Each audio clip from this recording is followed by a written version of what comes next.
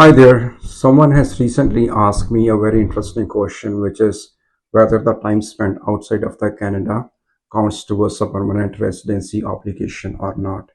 The answer is yes. So if you're spending the time outside of the Canada and you are employed by a Canadian employer outside of the Canada, or you're employed by federal, provincial, or the municipal government, then the time that you're spending outside of the Canada is counted as if you are spending that time within Canada.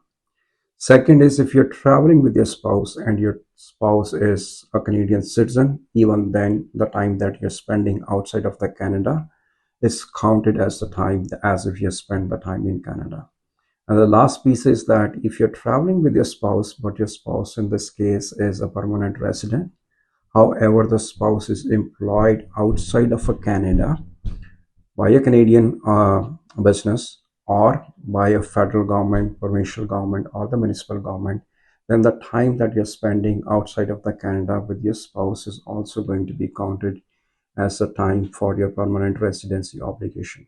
So I hope this helps you to calculate your permanent residency obligation, maintain your permanent residence status, and eventually at a certain time when you are ready, apply for the Canadian citizenship as well.